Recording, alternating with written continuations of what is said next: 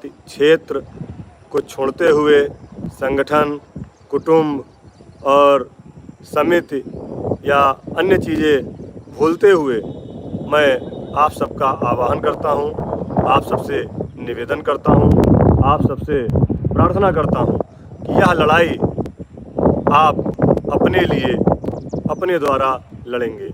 जैसे संविधान में लिखा गया है कि जनता द्वारा जनता के लिए जनता ने अपनी सरकार चुनी। इसलिए मैं आप सबसे निवेदन करता हूं कि शिक्षा मित्र के लिए शिक्षा मित्र की लड़ाई लड़ें। आप सब लोग आइए और आपको उचित व्यवस्था, उचित कार्यक्रम संगठन द्वारा दिया जाएगा, जिसकी तैयारी यहाँ लखनऊ में लगातार की जा रही है। स्पष्ट कर दिया गया है कि 5 सितंबर को इको गार्डन में हम लाखों लोग एकत्रित होंगे। 3 बजे तक इंतज़ार करेंगे और 3 बजे के बाद हमारा जो मूवमेंट होगा, जो आप कहेंगे वो होगा। वहाँ पर हमारा निर्णय ना तो हम कहेंगे आप मानिए, ना तो आप हमारा निर्णय मानेंगे।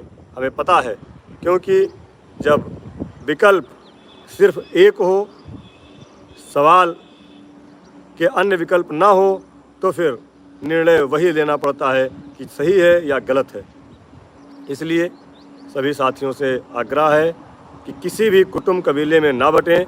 जो लोग आपको अलग अलग उलझाने की बात कर रहे हैं, अलग अलग समझाने की बात कर रहे हैं, कल एक हाई कोर्ट का निर्णय आया है जिसमें संभवतः नई भर्ती निकलने का उम्मीद लग रही है।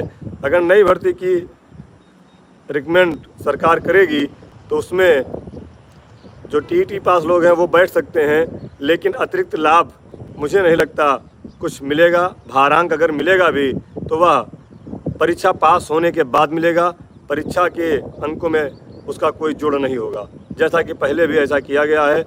और मैं दावे के साथ यह कहता हूं कि 68,500 और 69,000 की जो शिक्षक भर्ती हुई है, वह एक एक सीट हमारे शिक्षा मित्र साथी की है।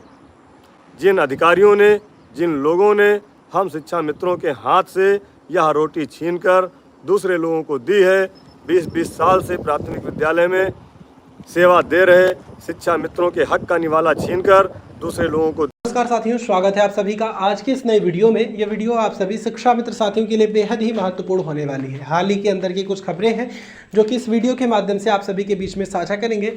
सभी साथियों से एक अनुरोध है, वीडियो को आप पूरा देखें। चैनल को अभी तक आपने सब्सक्राइब नहीं किया है, तुरंत ही इसे आप सब्सक्राइब भी कर लें। अब चलते हैं अपडेट पर। दिया है वह अधिकारी कभी सुखी नहीं रहेंगे।